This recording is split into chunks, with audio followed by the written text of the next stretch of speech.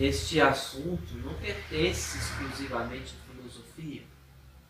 Entretanto, algumas questões de aspecto eminentemente filosófico podem ser levantadas em relação a este assunto que vem dominando ultimamente os noticiários e as discussões dos mais diversos grupos sociais. O primeiro ponto que eu acredito que seja necessário discutir em relação à PEC no aspecto filosófico é a motivação que nós, enquanto cidadãos, estamos tendo em relação a não só a PEC, mas aos acontecimentos políticos, jurídicos, sociais que atualmente atingem a nossa sociedade brasileira.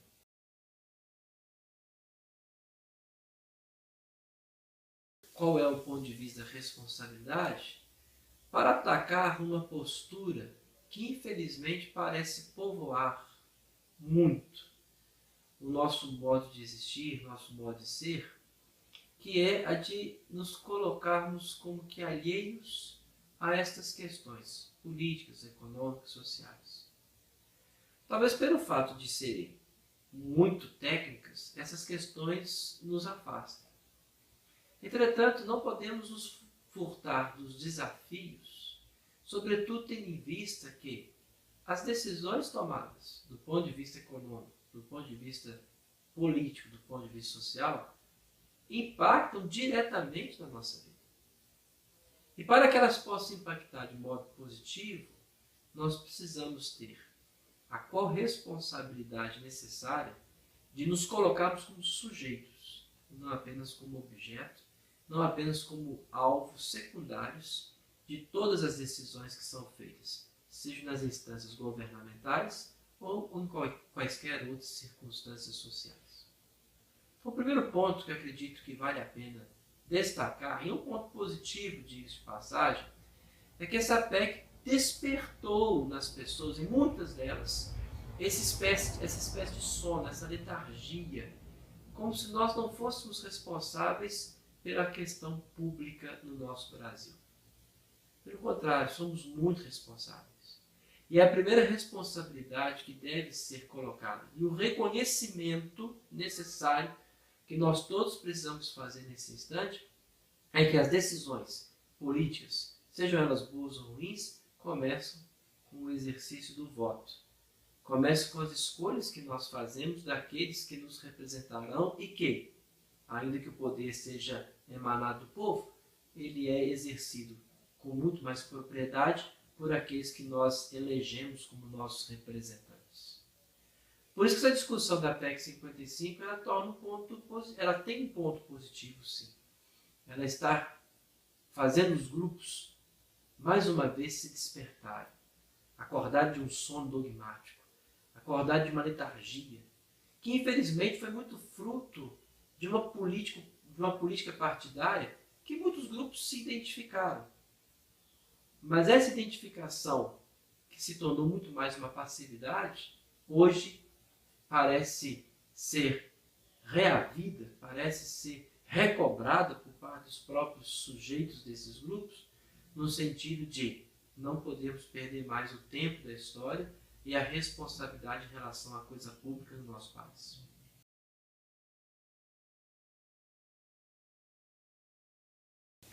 Agora, quanto à PEC, um outro aspecto, ela também deve nos ajudar a despertar para que nós tenhamos conhecimento profundo daquilo que se discute na Câmara dos Deputados e no Senado Federal.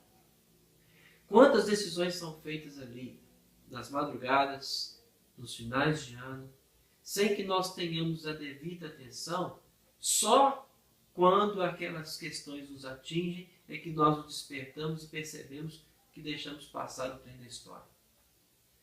Então é preciso hoje recuperar esse protagonismo da cidadania que foi garantido a cada um de nós pelo texto constitucional desde 1988 e exigir nos mais diversos meios e pelos grupos organizados que as discussões relativas ao bem-estar do povo brasileiro não sejam resolvidas e não sejam propostas mediante medidas que trarão para este povo, já muito sofrido por natureza, uma carga ainda mais pesada, uma carga ainda de mais sofrimento e de maior insegurança.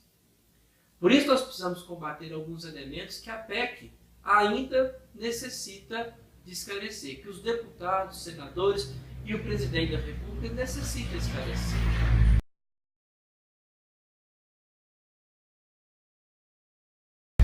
Um dos elementos, as exceções que o projeto de emenda constitucional está colocando em relação ao teto. Cito algumas. A exceção às despesas não recorrentes da Justiça Eleitoral, dentre as quais está o nefasto fundo partidário, que com dinheiro público investe nas candidaturas de partidaristas nos pleitos eleitorais.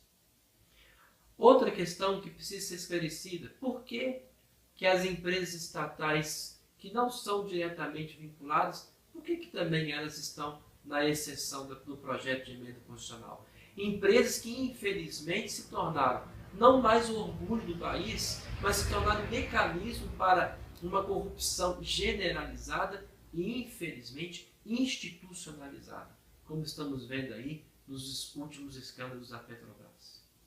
E por fim, algo que nós precisamos muito discutir: se nós vamos deixar passar, se nós vamos deixar que as garantias e direitos fundamentais, conseguidos com tanto suor e tanta luta, e que foram normatizados pela Constituição Federal, possam ser mais uma vez desrespeitados por uma canetada.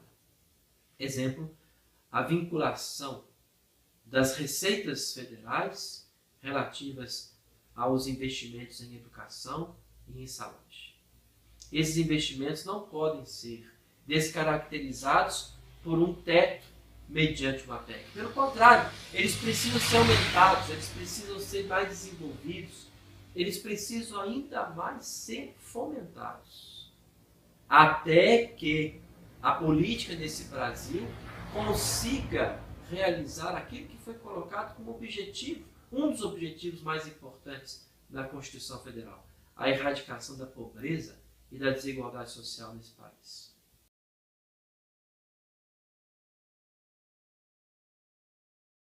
Pensar, portanto, a PEC é pensar, sim, em elementos ou em alternativas que nos ajudem a evitar que certas injustiças aconteçam, como essas que eu acabei de citar.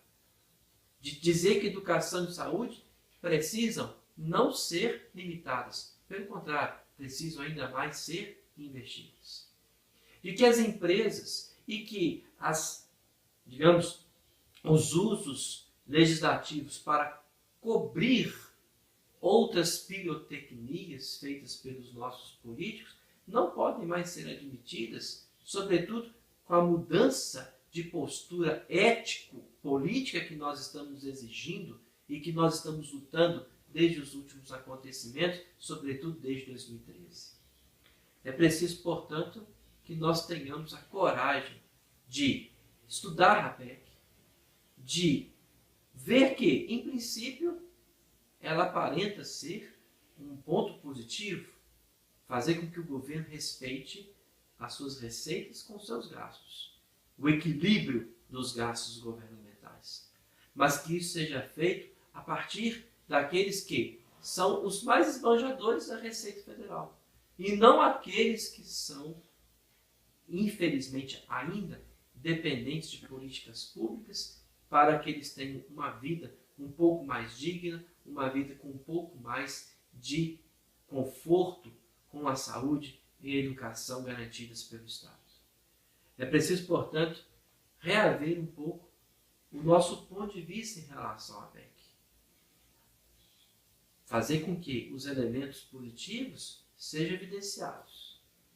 Mas, para isso, evitar que tomadas de atitude tão drásticas e tão pesadas, sobretudo ao povo brasileiro, sejam evitadas.